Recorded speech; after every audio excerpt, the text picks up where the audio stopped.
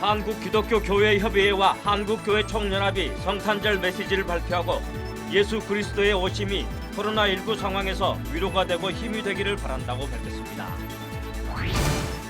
한국교회 주요 인사들이 구세군 자선냄비를 방문해 특별 모금을 진행했습니다.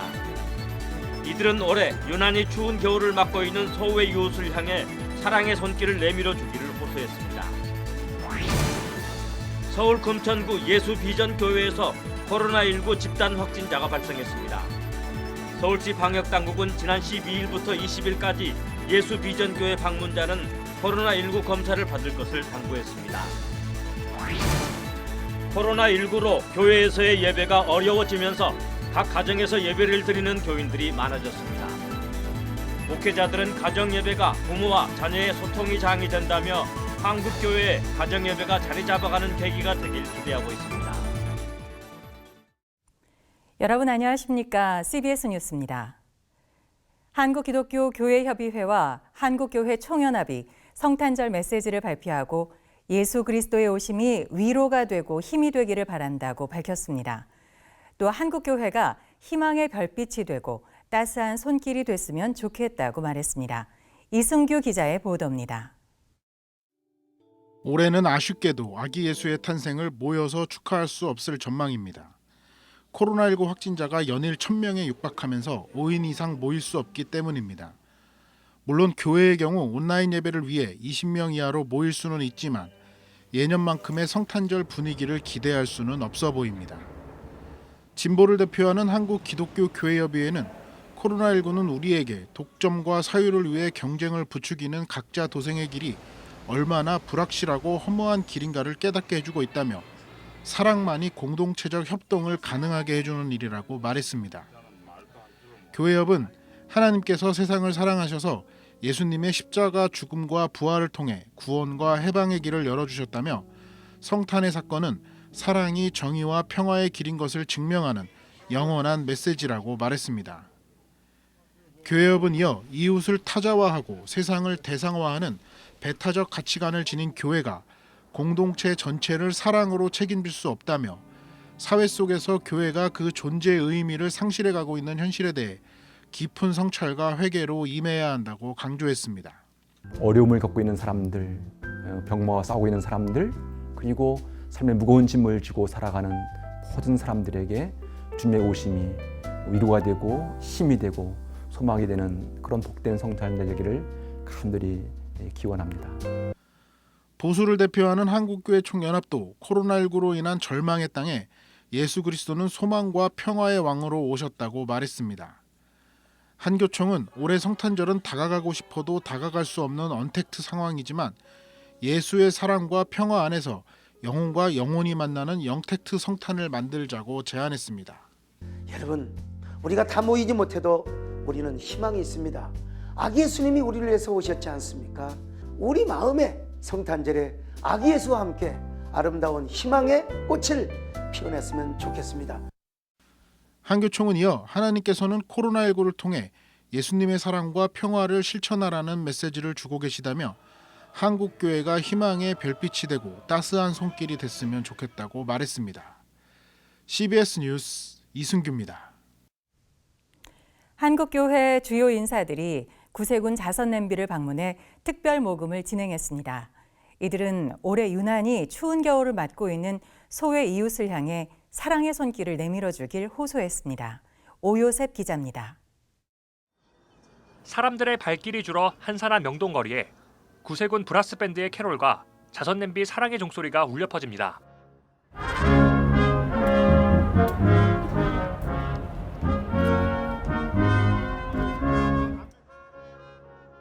한국교회 목회자들은 명동 구세군 자선냄비를 찾아 특별 모금을 진행했습니다. 최근 코로나19 여파로 자선냄비 모금액이 급감한 가운데 교회와 시민들의 모금 참여를 독려하기 위해서입니다. 이들은 다가오는 성탄절을 앞두고 가난하고 소외된 이들을 위해 오신 예수 탄생의 의미를 되새기며 우리 주변의 어려운 이웃들을 돌아보길 요청했습니다. 구세군 장만희 사령관은 모두가 어려운 시기지만 더욱 혹독한 겨울을 맞이하고 있는 취약계층 이웃을 위해 작은 정성을 모아주길 당부했습니다. 어려운 시간에 어려운 시간을 내어주셔서 함께해 주신 만큼 모이는 성금 한 푼 한 푼이 꼭 소중한 곳에, 꼭 필요한 곳에 쓰일 수 있도록 최선을 다하도록 하겠습니다. 변함없이 자선남비를 후원해 주시고 사랑해 주시는 여러분께 다시 한번 감사의 말씀드립니다. 해마다 모금 현장을 찾아온 여의도 순복음교회 이영훈 목사는 사랑은 나눌수록 커지는 것이라고 강조했습니다.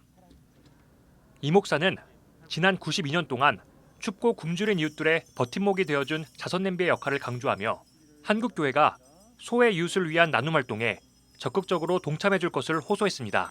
코로나19 전염병 바이러스로 인해서 어려울 때 우리 기독교계가 한마음 되어서 그 어느 때보다 더 사랑을 모으고 또 어렵고 힘든 사람을 사랑으로 섬겨서 예수님이 이 땅에 오신 그 귀한 뜻을 우리 행동으로 삶으로 보여주는 귀한 시간이 되었으면 합니다. 여의도 순복음교회는 앞서 지난 20일 계속된 비대면 예배 상황 속에서 대면 모금 행사가 어렵자 자선냄비에 2천만 원을 전달하기도 했습니다. 한편 구세군은 지난 20일 기준 자선냄비 거리 모금액은 14억 5천만 원으로 지난해 같은 기간 모인 19억 2천만 원에 비해 약 25% 감소했다고 밝혔습니다. 구세군은 강화된 거리두기와 감염병 예방을 위한 축소 운영으로 대면 모금이 어려운 상황이지만 QR 모금과 온라인 모금 등 비대면 방식을 활용해 모금을 진행하고 있습니다. 구세군은 시민들의 작은 정성이 십시일반 모여 큰 사랑을 이룰 수 있다며 오는 31일까지 진행되는 자선냄비 모금에 따뜻한 관심을 갖고 동참해 주시길 바란다고 호소했습니다. CBS 뉴스 오요셉입니다. 서울 금천구 예수비전교회에서 코로나19 집단 확진자가 발생했습니다. 서울시 방역당국은 지난 12일부터 20일까지 예수비전교회 방문자는 코로나19 검사를 받을 것을 당부했습니다. 송주열 기자입니다. 서울 금천구 예수비전 성결교회. 이 교회에서는 지난 17일 코로나19 최초 확진자가 나온 이후 22일 현재까지 13명의 관련 확진자가 나왔습니다. 방역당국 역학조사에 따르면 이 교회는 사회적 거리두기 강화로 대면 예배를 드리지 말라는 방역수칙을 어기고 122명이 대면 예배를 진행한 것으로 드러났습니다. 역학조사에서 해당 교회는 12월 13일 최초 확진자를 포함한 교인 122명이 모여 대면 예배를 진행하여 방역수칙을 위반한 것으로 확인되었습니다. 최초 확진자로부터 예배에 참석한 교인에게 점차적으로 전파된 것으로 파악되어 감염 경로를 추가 조사하고 있습니다. 서울시는 22일 코로나19 정례 브리핑에서 예수비전교회 관계자와 접촉자 등 137명을 검사하고 있다고 밝혔습니다.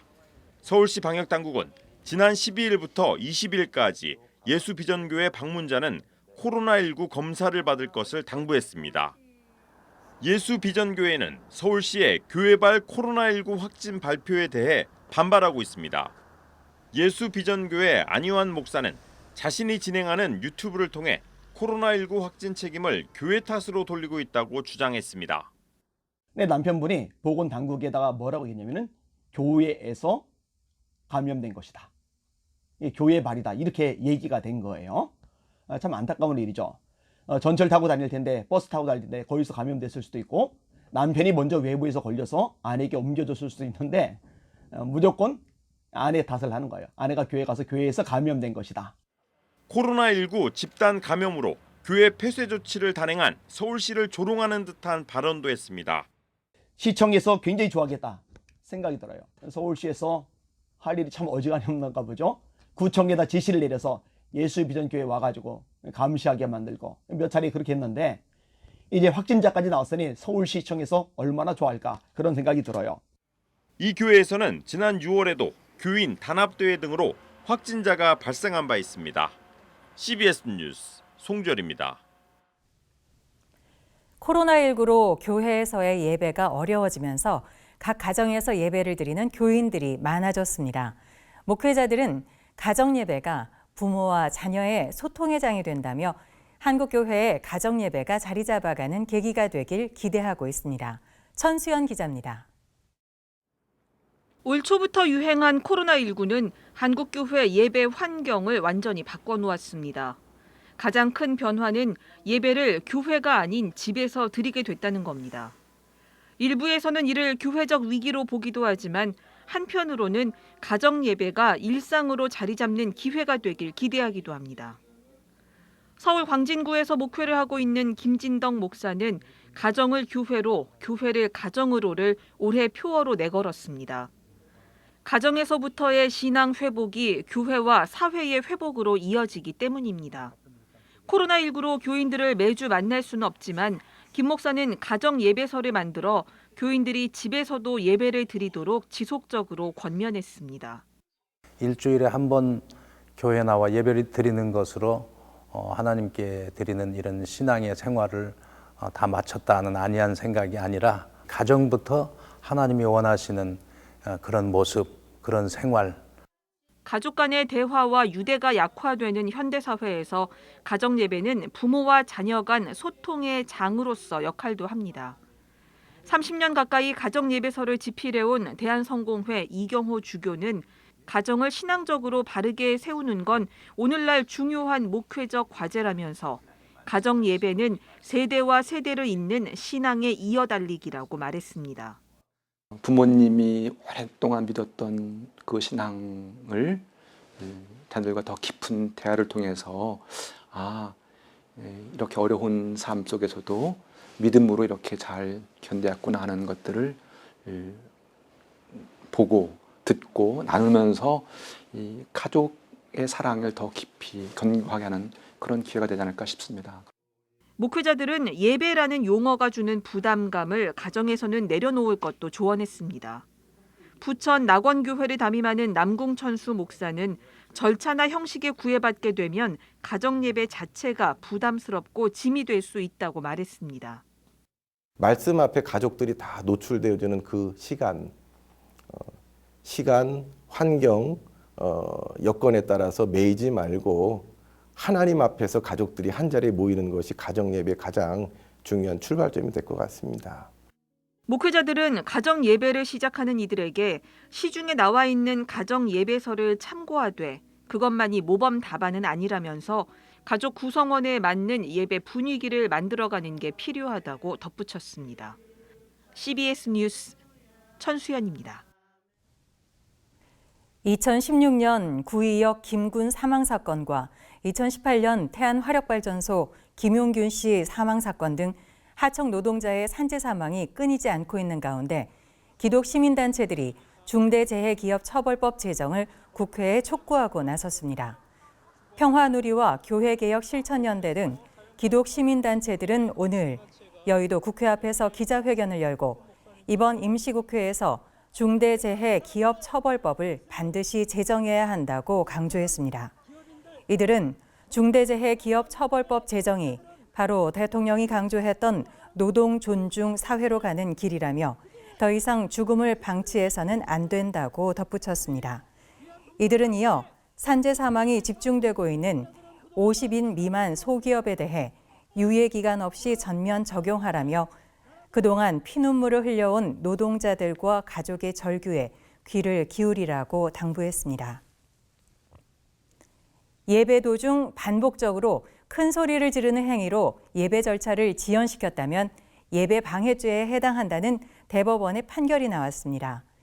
대법원 3부는 모욕과 예배 방해, 업무 방해, 재물 손괴, 폭행 혐의로 재판에 넘겨진 A씨에게 징역 1년과 벌금 100만 원을 선고한 원심을 확정했습니다. A씨는 2017년 11월 대예배에 참석해 담임 목사의 설교 도중 아이고 주여라고 여러 차례 외치고 2018년 9월엔 설교를 하고 있는 담임 목사에게 거짓말하지 마세요라고 큰 소리로 반복해 말한 혐의를 받고 있습니다.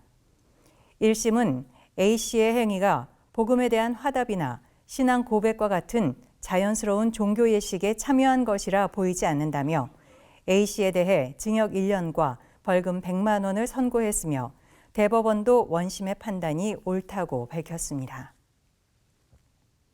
국제구호개발 NGO 굿네이버스가 최근 어린이 교통안전 캠페인 건너기 전 노란 발자국 꾹꾹을 진행한다고 밝혔습니다.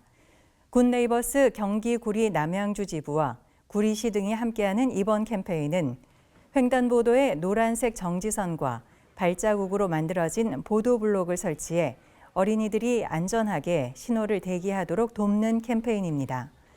굿네이버스는 해당 시설을 구리 시내 초등학교 근처 횡단보도 4개소에 설치했으며 앞으로 8개소에 추가 설치할 예정이라고 밝혔습니다. 자개와 진주 등 보석을 활용한 미술작품을 제작해온 기동미술과 김현진 작가가 사랑합니다, 축복합니다라는 제목으로 이달 말까지 온라인 개인전을 개최합니다. 유튜브 김현진 작가 개인 채널을 통해 공개된 이번 전시는 그간 김현진 작가가 꾸준히 제작해온 작품 시리즈인 I am a flower와 내 마음의 보석상자 등 4가지 주제로 제작된 미술작품 120여 점을 선보입니다. 신비한 느낌의 기독 동양화 작품들을 발표해온 변영혜 작가도 제4회 서울 뷰티 인 그레이스 아트페어의 메인 작가로 참여해 작품들을 공개합니다. 이번 전시는 제뉴인 글로벌 컴퍼니의 온라인 사이트를 통해 만나볼 수 있으며 오는 30일까지 진행됩니다.